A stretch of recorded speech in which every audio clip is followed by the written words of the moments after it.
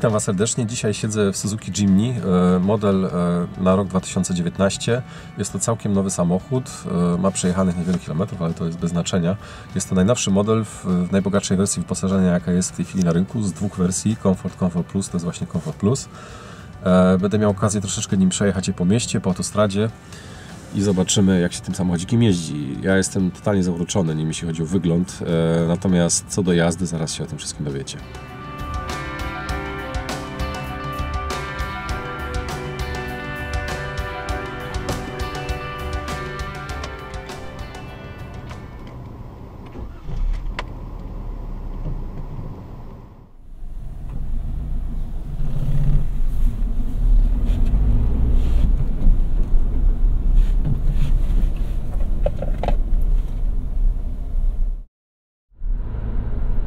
Witam w nowiutkim Suzuki Jimny, model na rok 2019, świeżutkie auto z salonu.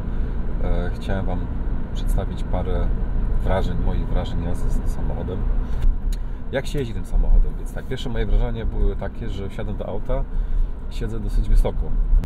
Nie jest to nic dziwnego, bo siedzę w SUV-ie, ale mimo wszystko siedzi się wyżej niż w niektórych SUV-ach, takich pseudo-SUV-ach, powiedzmy to tak, autach pseudoterenowych.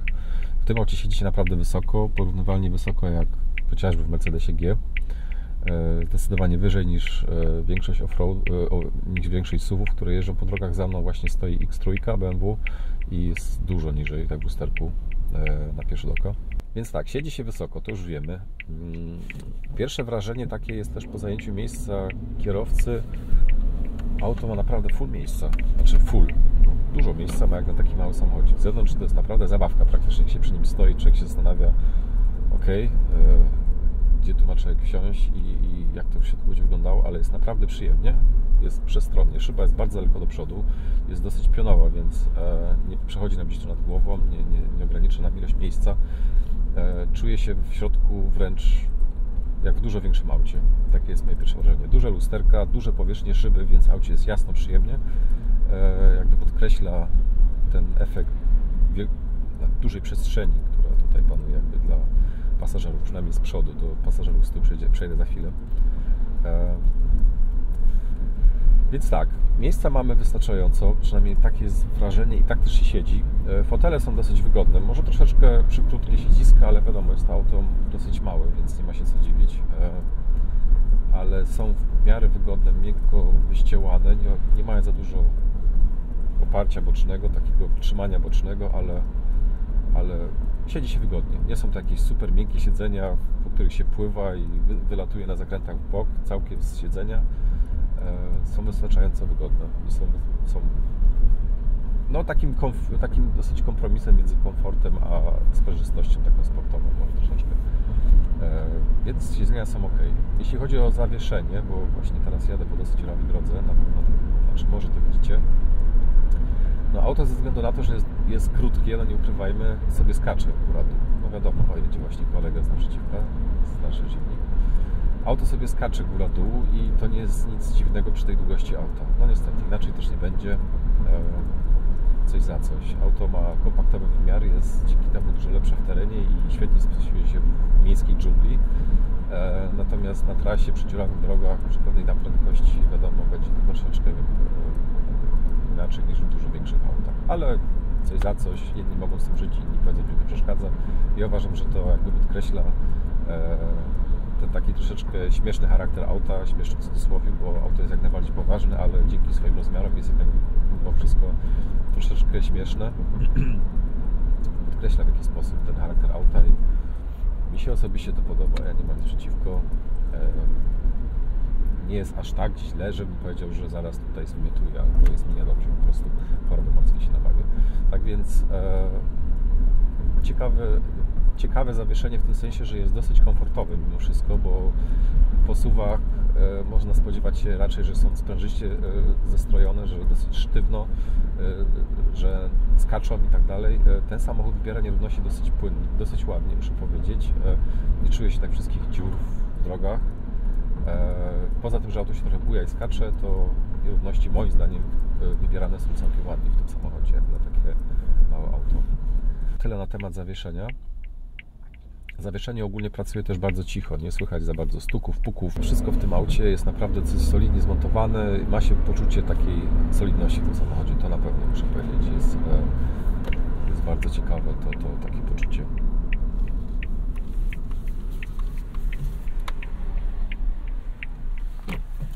Muszę niestety zawrócić, pomyliłem drogę.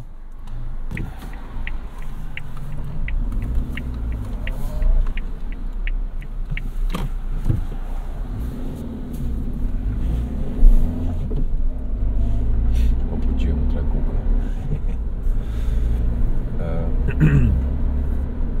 Ma się poczucie naprawdę solidności w tym samochodzie, więc to jest ważne. Nawet jak się jedzie po dziurach i ten samochód skacze, buja się i tak dalej, nic nie stuka, nic nie puka. Zawieszenie wybiera nierówności bardzo cicho, więc wszystko jest naprawdę na dobrym poziomie, mogę tak powiedzieć, jeśli chodzi o komfort. Jeśli chodzi o poziom hałasów w kabinie samochodu, zaraz się o tym przekonamy na autostradzie. Ja jeżdżąc po mieście nie jestem w stanie stwierdzić, żeby ten samochód był jakiś ponadprzeciętnie głośny. Silnik jest troszeczkę bardziej taki chrapliwy i czuć go ogólnie, jeśli chodzi o jego wibracje we wnętrzu, bardziej niż w nowoczesnych samochodach klasy Compact, że tak się wyrażę. One są tak całkiem wyciszone już, ten samochód dzisiaj, że się praktycznie nic nie słyszy, nie czuje żadnej wibracji i samochód się tylko toczy do przodu. Natomiast w tym samochodzie czuć trochę wibracji silnika, szczególnie jak się nim jedzie jako kierowca, czuć na pedale gazu, czuć na gałce zmiany biegów te wibracje, więc to jest taki samochód troszeczkę bardziej starej szkoły.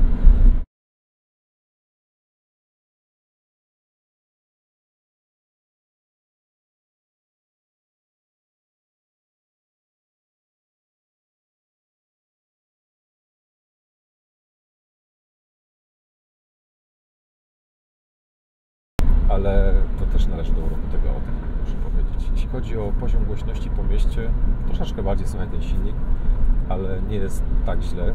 Natomiast po autostradzie zaraz się przekonamy. Właśnie za chwilkę jadę na autostradę. Zobaczymy, co z tego wszystkiego będzie. One przez 120 już troszeczkę pękają, ale jest to mały silnik, krótka skrzynia biegów, krótko zastopniowana, więc też tak prawdę mówiąc nie ma się co cudu za bardzo spodziewać, nie czarujmy się. No to wjeżdżamy na autostradę.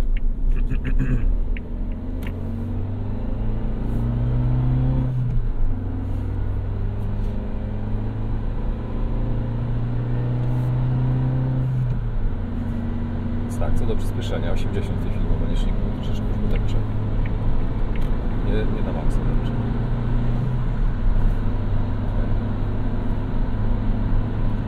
Będziemy stówkę. Przy 100 na godzinę lekko ponad 3000 obrotów. Tak jakby brakowało 6 biegów, że jednak tutaj muszę potwierdzić te wszystkie opinie z internetu i od innych testerów, którzy testowali ten samochód, że rzeczywiście na autostradzie ten samochód jest po prostu głośniejszy. Nie czarujmy. Krótkie przełożenie biegów. Jedziemy stówką, silnik sobie już pracuje przy 3000 obrotów. Jak będziemy być już szybciej, będzie jeszcze gorzej. Lepiej nie będzie. Ale wiecie co, muszę powiedzieć jedną rzecz. Przejdę tutaj do innej informacji, mianowicie średnie spalanie benzyny. Jeździłem w tej chwili około 25 km, przejechałem po mieście, naprawdę po mieście, stop and go, światła skrzyżowane. Jest 1 stopień Celsjusza na zewnątrz, czyli dosyć zimno. I zużyłem średnio 7 litrów, 6,9 tak naprawdę stoi w tej chwili na liczniku, ale powiedzmy zużyłem 7 litrów na setkę. Nawet nie będzie 7,5. To jak na zimę w aucie tego typu, to jest naprawdę super, po mieście. Nie wiem jak kształtuje się to spalanie na autostradzie, w tej chwili jadę 100 na godzinę, mogę Wam powiedzieć chwilowe zużycie paliwa jak wygląda. Jest tak, chwilowe zużycie paliwa wygląda na poziomie, ten wskaźnik jest dosyć nieprecyzyjny tutaj z tego co widzę, ale w granicach 7,5 litrów. 7,5 na setkę, brzmiemy tak, zgasuję właśnie tutaj licznik teraz średniego zużycia paliwa. Tak, zobaczymy jak wyglądało to. Ja jestem pozytywnie zaskoczony, myślałem, że będzie co najmniej 8,5-9 litrów w tych warunkach miejsko-zimowych. Było 7,5 maksymalnie średnio, więc moim zdaniem super, naprawdę należy się tutaj nagroda dla Suzuki za moim zdaniem mimo wszystko dosyć dobrze przemyślany układ napędowy. Więc tak, głośność samochodu przy 100 na godzinę 3000 obrotów silnika troszeczkę już zaczyna być głośnawo. Natomiast jeśli chodzi o sam komfort jazdy, nie jest aż tak głośno, żebym powiedział, że nie można wytrzymać. Ok, 100 na godzinę to żadna prędkość, zaraz pojadę troszeczkę szybciej, więc się przekonamy. Ale zawieszenie, auto jest spokojne, jakoś nie buja się mocno, troszeczkę sobie tam raz po raz podskakuje na jakichś równościach, ale jest stabilne, a przede wszystkim miękko się wydaje, że się jedzie, także nie jest jakiś aż za bardzo twardy i tak dalej. Jedna rzecz, która jeszcze mi tutaj wpadła, że tak powiem, rzuciła mi się w oczy. Czujnik świateł. Calutki czas, nie wiem, czy dzisiaj jest taka pogoda, czy mam pecha do pogody, akurat, że taka jest i po prostu jest na pograniczu, ale ten czujnik cały czas włącza i włącza światło, co nie przełącza w kółko. Nie wiem kiedy, na jakich zasad on to robi, ale działa to bardzo, znaczy on to robi bardzo często, więc trochę niezbyt optymalnie. Znowu się wyłączyło światło, za chwilę się znowu włączą, nie, teraz się włączył. Przed chwilą wykasowałem licznik zużycia paliwa, ale niestety są roboty drogowe, ale tak czy siak w tej chwili średnie zużycie paliwa ma na poziomie 4,9 litra. Jechałem chwilę 100 na godzinę, potem musiałem już niestety zwolnić do 80, w tej chwili jadę na 60, bo są jakieś roboty drogowe, więc dziwnego, że takie zużycie paliwa. O, wygląda na to, że będą przyspieszyć. Ok, no to przyspieszmy troszeczkę, zobaczymy jak wygląda z tą głośnością, z obrotami silnika przy większej prędkości.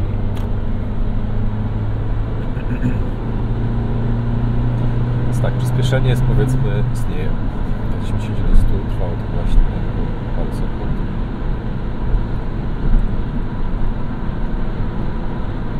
To już jest 5. bieg, jadę około 110 na godzinę, tam 3250 obrotów. Tu jest akurat taki odcinek autostrady, gdzie są dosyć takie boje. Widzicie jak skacze. Śmieszne uczucie. No ale to jest ekstremalnie akurat w tej sytuacji. No i, że tak powiem, gaz w podłogę. Słychać jak jechał już ze 180. To jest 20. Tak a propos. No, trochę męczące, bo to była dłuższa trasa, muszę powiedzieć. 20 mam prawie 4000 obrotów, 3750, nie, mniej więcej 3700 obrotów. Spróbujmy pojechać troszeczkę szybciej. Więc tak, przyspieszenie od 120 jest bardzo już mizerne. Od razu wyprzedzanie aut na autostradzie można sobie podarować to samochód. Ustawić 70 albo prawe pasie i sobie malutku jechać.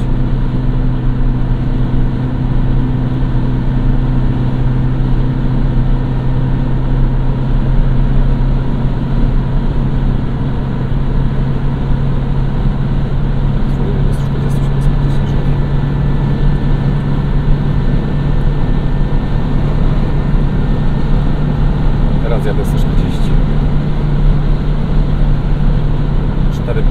4300 obrotów mniej więcej. Sprawo.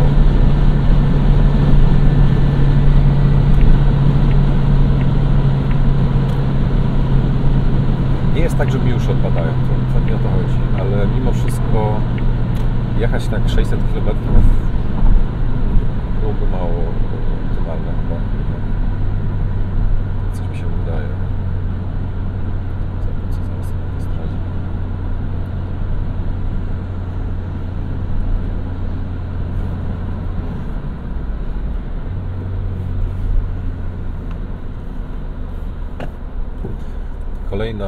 Kolejne wrażenia, to auto się jednak buja na zakrętach i to trzeba mieć na uwadze. Nie jest tak, że to auto zaraz jakoś się zachowuje niebezpiecznie, ale w stosunku do przeciętnego, normalnego auta, powiedzmy kompaktowego, czy nawet innych SUV-ów, to auto jest dosyć miękko zawieszone i to trzeba mieć na uwadze. Się tak dosyć fajnie buja, zresztą buja się już nawet wtedy, kiedy do niego siadamy.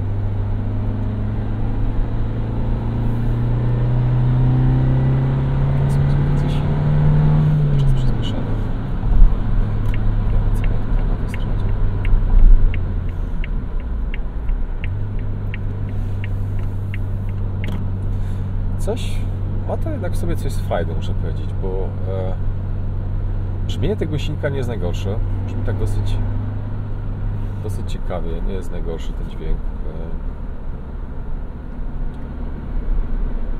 I nie jest tak, że całkiem się to auto nie porusza.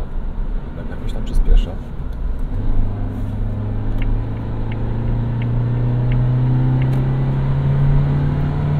Ale musi wciśnić to na wiecie. 30 do 100 przed chwilą było. Teraz 10. Czy się wspomnieć, nie się włącza.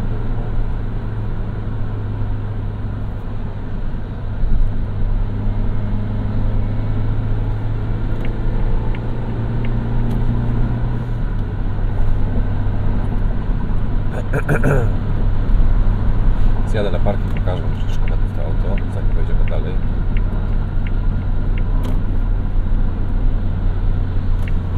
Jak to mniej więcej wygląda w środku.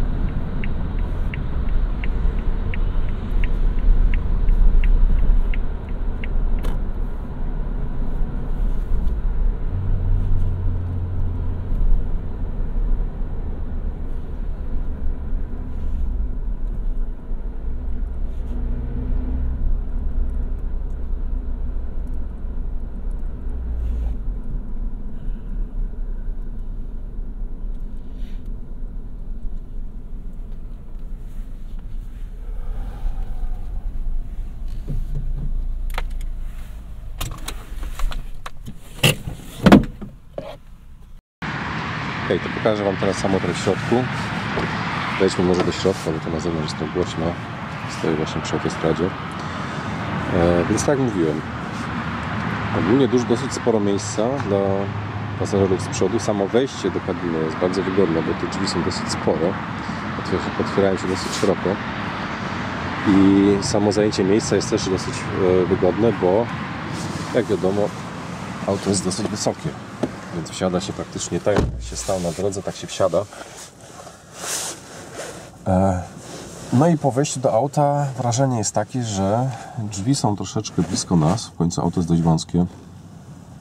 Natomiast pozostała część jakby ilości miejsca w aucie tutaj, pozostałe wrażenia są jak najbardziej pozytywne, bo kabina jest, mimo to, że jest krótka, szyba jest dosyć daleko od kierowcy wysunięta, więc ta ilość miejsca do przodu jest tutaj naprawdę wystarczająca.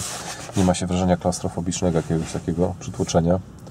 Deska rozdzielcza jest w miarę blisko i od deski rozdzielczej do szyby też nie jest wcale aż tak daleko, ale jakoś mimo wszystko ma się poczucie dobrej przestrzeni, więc dosyć ciekawie to jest wszystko rozwiązanie. Sama deska rozdzielcza bardzo przejrzysta, zegary klasyczne. Włączę tu zapłon, żebyście zobaczyli, jak one wyglądają, gdy są podświetlone. Mniej więcej tak. Przyjemne dla oka. Kolor dosyć łagodny. Nie jeździłem za dużo Suzuki, ale domyślam się, że to jest podobnie jak w innych Suzuki. Sorry za radio. Także dosyć wszystko ładnie czytelne. Tutaj widzicie moje silne zużycie paliwa czas, jak skasowałem licznik przy wjechaniu na autostradę, przy troszeczkę szybszej jeździe. No 6,8 litra na 100 km to oczywiście jest na bardzo krótkim dystansie i jadąc przez dłuższy czas 80 na godzinę, więc nie za bardzo jest taki wyznacznik, ale zaraz pojadę troszeczkę szybciej, chociaż kawałek i zobaczę, jak to wygląda. Więc tak powiedziałem, poczucie przestrzeni dosyć ciekawe, nie jest tu jakoś klaustrofobicznie ciasno. Sama deska rozdzielcza zbudowana z twardych materiałów, ale mówię, czego innego się tu raczej nie było co spodziewać. Wygląda to dosyć wszystko solidnie. Tutaj takie śruby, to są chyba prawdziwe śruby z tego co widzę, nie jakiś ozdobnik. Tutaj dosyć ładnie rozwiązane stylistycznie, tutaj te bloki powietrza. To wszystko taki dosyć twardy plastik, ale mimo wszystko w miarę ładnie zaprojektowane. Tutaj ciekawie zaprojektowane te guziki, moim zdaniem ładnie to wygląda. Kierownica w tej wersji to jest ta najbogatsza wersja, jest obszyta skórą. Bardzo fajnie się ją czuje w ręku. Dosyć dobre jakościowe materiały. Obsługa tutaj guzikami wszystkich systemów, nie będę tu już wnikał w szczegóły. Chodzi mi głównie o takie ogólne wrażenia w tym samochodzie, jakie mam po wejściu do niego. Dla pasażera wystarczająca ilość miejsca również, natomiast z tyłu, co jest ciekawe, da się siedzieć. Zaraz to sprawdzę, jeszcze raz Wam pokażę, ale tutaj taki pierwszy rzut oka za przedni fotel pasażera Ilość miejsca wygląda całkiem przyzwoicie. Ilość miejsca na głowę jest tak czy siak ok. Przy moim wzroście 1,80 m ponad, pokażę, jak siedzę w tej chwili, i ja siedzę w tej chwili bardzo prosto. Nie mam fotela na dół spuszczonego, chyba nawet tutaj się nie opuszcza fotel na dół. Przynajmniej ja nie znalazłem gdzie, może zaraz jeszcze sprawdzę. Ale jak widzicie, ilość miejsca na głowę jest co najmniej wystarczająca, mimo że siedzę w miarę pionowo w tej chwili i wyprostowany, więc gdy siedzę bardziej na chillu i tak jak mniej więcej się jedzie, to jest to jeszcze inaczej. Same fotele, jak powiedziałem, wystarczająco komfortowe, nie są jakieś super przesadnie wielkie, ale wydaje mi się, że na dłuższą trasę też nie byłyby złe. Zagłówki dosyć cienkie, ale mimo wszystko dobrze wyściełane i podpierają odpowiednio głowę.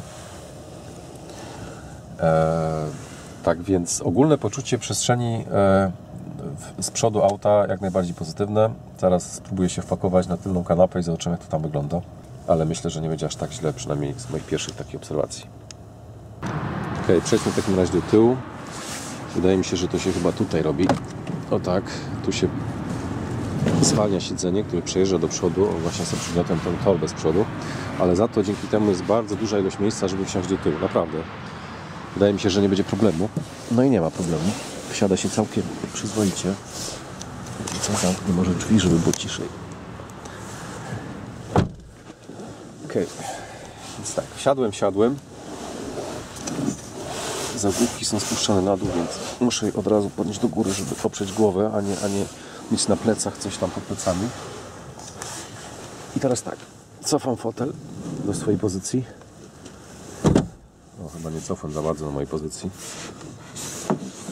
Jeszcze raz będę musiał to zrobić. Ok, udało mi się cofnąć fotel mniej więcej do pozycji jakby poprzednio ustawione. I powiem tak, no nie jest takie super wygodne miejsce do siedzenia na długą trasę, na pewno nie. Siedzi się dosyć na mało wyściełanym siedzeniu, nie jest jakiś super wyściełany, wygodny fotel, tylko no taka praktycznie prawie że deseczka do siedzenia. Nie jest źle, mogło być gorzej, ale nie jest jak w komfortowym aucie, powiedzmy, z tyłu. No to są jakieś, powiedzmy, trzeba iść na jakiś kompromis, jeśli chodzi o komfort, z tego wynika. Miejsce na nogi, jeżeli przedni pasażer nie będzie za bardzo się nad nami chciał znęcać, i zobaczcie zresztą, jak mam ustawiony w tej chwili fotel pasażera w stosunku do kierowcy, nie jest bardzo do przodu wysunięty, więc mogłaby tu siedzieć spokojnie osoba o wzroście 1,80 m. Z tyłu mam naprawdę miejsce na nogi, muszę powiedzieć. I to nie jest wcale źle. Nie obijam tutaj pleców pasażera z przodu kolanami, więc jest ok. Jedynie co, to moje stopy nie mają tam za dużo swobody. To znaczy się, można je wsunąć pod fotel, ale to jest mniej więcej tyle. I tutaj nie ma za dużo pola do manewru stopami. Zresztą widzicie, teraz jest maksymalnie z tyłu, teraz jest maksymalnie z przodu. Stopy wysunięte. Tak więc tutaj ta przestrzeń jest ograniczona, tym bardziej, że dziwnie, ale tutaj ta część, nie widać tego w kamerze, bo to jest ciemno, część tutaj za fotelem, ona nie idzie pionowo w dół, tylko idzie pod kątem do przodu i dzięki temu nie można cofnąć stóp do tyłu jakoś tak, jakby się chciało bardzo do tyłu, tylko można tak częściowo cofnąć tylko, powiedzmy, do tyłu, i dzięki temu ta przestrzeń jest trochę ograniczona, już jak można stopami poruszać. Ale mimo wszystko muszę powiedzieć, że siedzi się jak na takie małe auto naprawdę wygodnie. Przypuszczałem, że będzie dużo gorzej. Głównym minusem siedzenia z tyłu nie jest miejsce nad głową, ani na nogi, bo na nogi jest wystarczająco w miarę miejsca, nad głową tym bardziej. Ale to siedzenie jest, ta kanapa z tyłu jest ogólnie dosyć wąska, bo tutaj są dosyć szerokie wnęki na koła. To jest taki plastikowy jakby panel. Można tu położyć rękę. Nie jest to dosyć przyjemne w dotyku, bo to jest zimne w tej chwili, na przykład jest chłodno. Nie jest to materiał, tylko plastik. Ale jak się ma ten wzrost co ja, czy tam powiedzmy rozmiar ciała, to siedzi się tak praktycznie opierając cały czas tutaj biodro o ten plastik. I to może być na drugą trasę mało wygodne, muszę powiedzieć. Dla mniejszych osób może to nie jest problem, ale ja myślę, że z moim wzrostem byłoby to takie se na dłuższą trasę. No ale dobra, no nie czarujmy się, to jest Suzuki Jimny, siedzę z tyłu, w ogóle, że siedzę z tyłu wygodnie, to jest już szok, bo w poprzednim modelu nie można było praktycznie zmieścić wcale nóg za fotelami kierowcy i pasażera, obojętnie jakby nie były ustawione, chyba że ktoś całkiem do przodu przesunął, ale to nie wiem, kto tak jeździ. Więc jak na takie auto jest naprawdę super. Ale ma to też swoje minusy, no nie czarujmy się, bagażnik z tyłu praktycznie nie istnieje. Więc tak, pokażę Wam, może postaram się Tu jest zagłówek.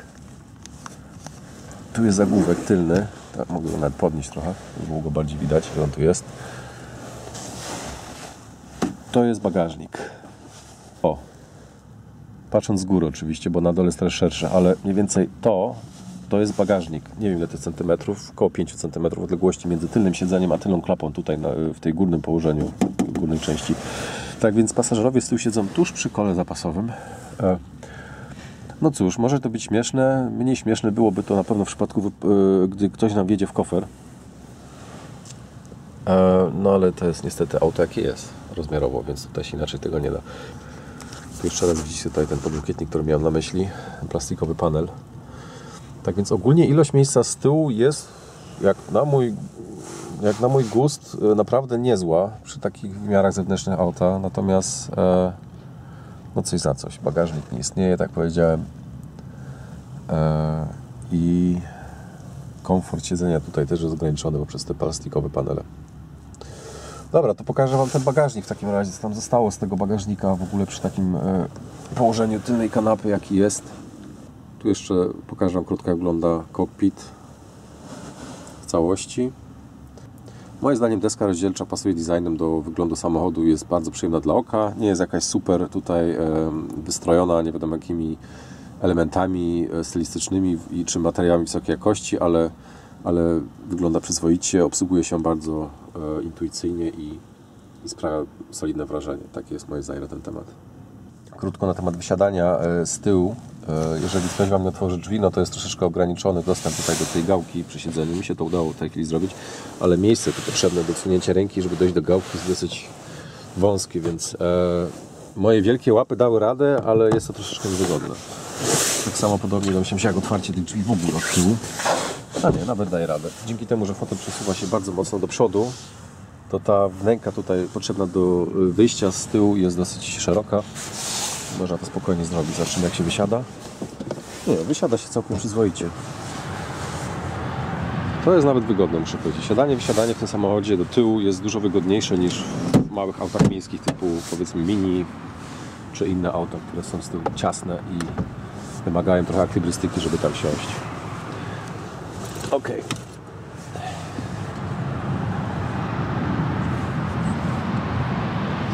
To pokażę Wam teraz bagażnik. Bagażnik otwiera się tutaj.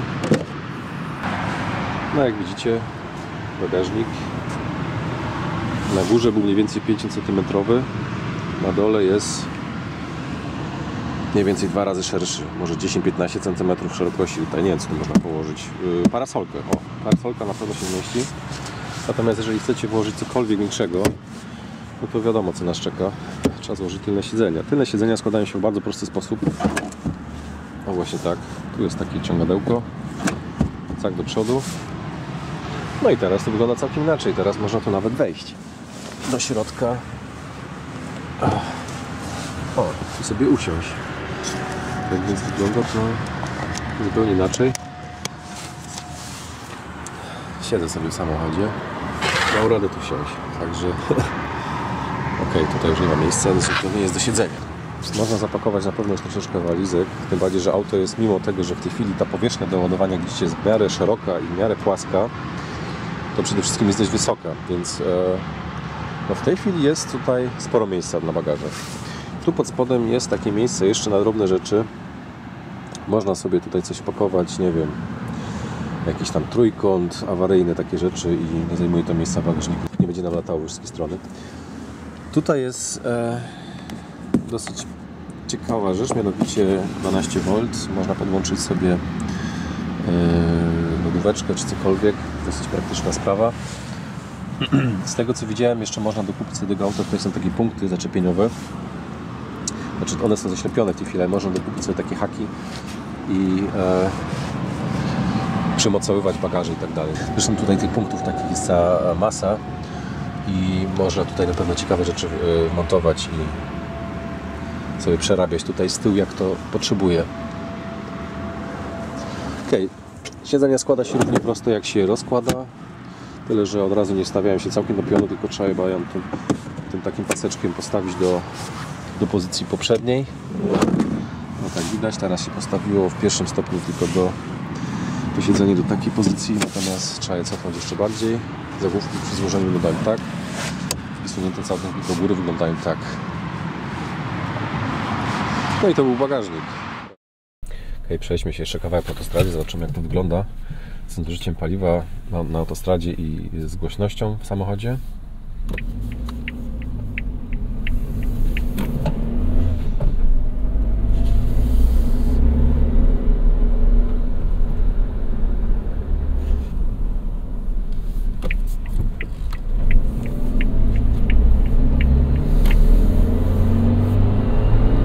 Przyspieszenie, jadę 50.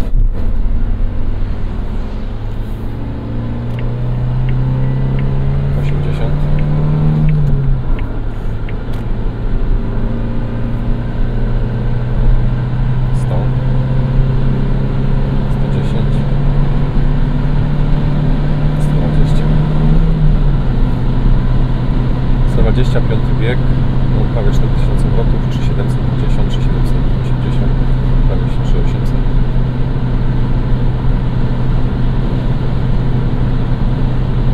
Znowu ten skaczący odcinek drogi. Jest śmieszne uczucie, jak się autem.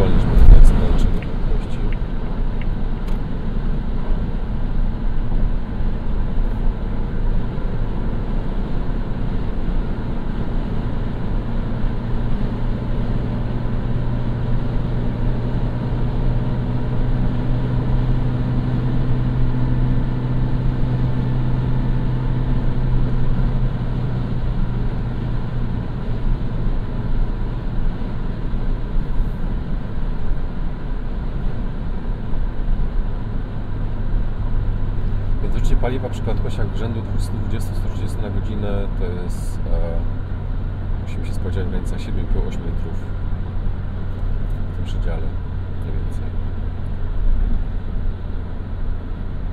Więc jakie są ogólne wrażenia moje na temat tego samochodu? Świetny samochód na co dzień na pewno, jeżeli ktoś nie musi jeździć we czwórkę, czyli zakładam samochód dla singla albo dla jakiejś pary bezdzietnej, która jeździ dużo po mieście i raz po raz robi wyskoki za miasto, lubi na przykład jeżdżać w góry i tak dalej, ale im się nie spieszy. Ponieważ jazda tym samochodem na autostradzie przy prędkościach powyżej 120 na godzinę jest mało przyjemna. Wydaje mi się, na dłuższą metę byłoby to męczące. Więc ja muszę powiedzieć, ogólnie mi się ten samochód bardzo podoba. Jest fajnie wykończony, w sensie, że nie są to jakieś super, nie wiadomo jakiej jakości materiały, ale jest wszystko solidnie zmontowane. Auto czuje się naprawdę solidnie podczas jazdy. Silnik pracuje bardzo równo i miękki, mimo wszystko, że jest troszeczkę taki robotliwy w dźwięku i czuje się go w pedale gazu i tak dalej. Ale naprawdę fajnie się tym samochodem jeździ. Jest w jakiś sposób poprawia humor po prostu. Są samochody, gdzie się siedzi totalnie odizolowanym od całego otoczenia i komuś to sprawia frajdę, że jest super cicho i komfortowo. Nie wiem w jaki sposób tam może jeszcze komuś to frajdę sprawiać, ale w tym aucie ja jako kierowca czuję się naprawdę fajnie. To jest samochód taki można powiedzieć dający naprawdę frajdę z jazdy, mimo że nie jest super szybki, ale jeździ się dosyć nim ciekawie i wrażenia z jazdy są jak najbardziej pozytywne. Oczywiście ktoś, kto oczekuje od niego super komfortu, to nie będzie super zachwycony, ale moim zdaniem to auto jak na takie jakie jest super komfortowe, ma fajnie zestrojone zawieszenie, jest w miarę dobrze wytłumione, nie jakoś super może, ale jest w miarę dobrze, optymalnie. Tak więc jazda tym samochodem sprawia mi przynajmniej naprawdę dużo dużo frajdy.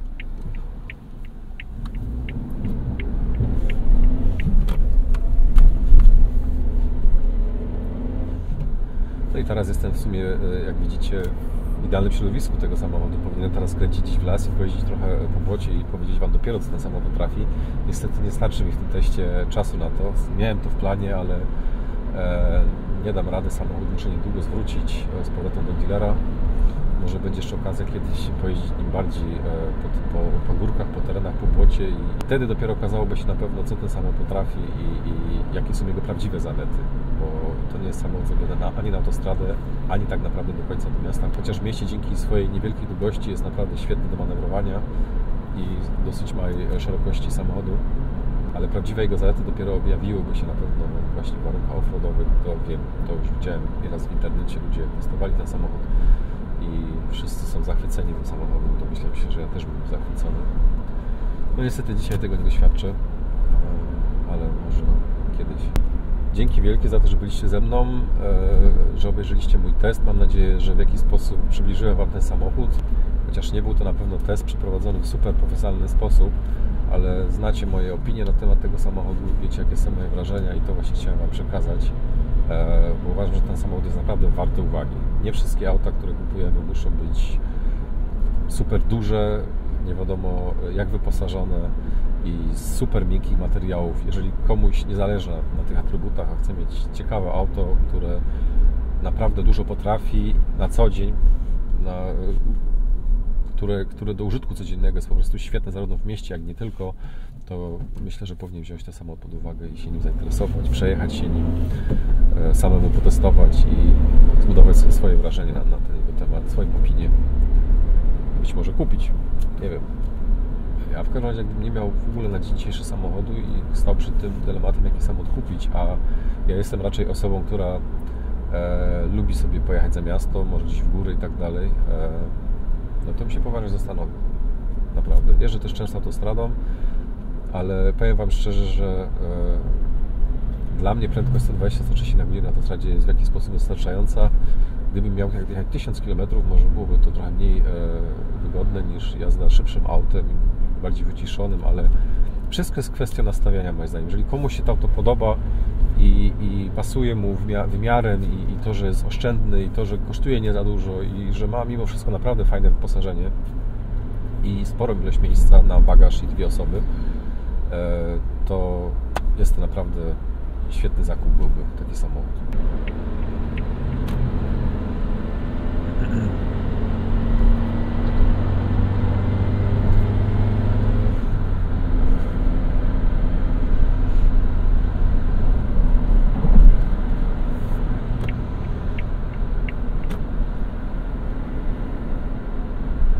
Tak więc dzięki jeszcze raz za to, że byliście ze mną. Zapraszam do oglądania moich wideo, które w przyszłości się pojawią też na moim kanale. Za często się nie pojawiają, ale jeżeli się pojawią, to myślę, że będą ciekawe. Moim celem nie jest testowanie samochodów na ilość, tylko po prostu te samochody, które uważam, są super ciekawe, mam okazję nimi jeździć, to jeżdżę i dzielę się po prostu moimi uwagami na ten temat. Właśnie teraz chciałem wejść na bieg 6, a go nie ma. Tak więc dzięki jeszcze raz, zapraszam na mój kanał. Do usłyszenia, do zobaczenia.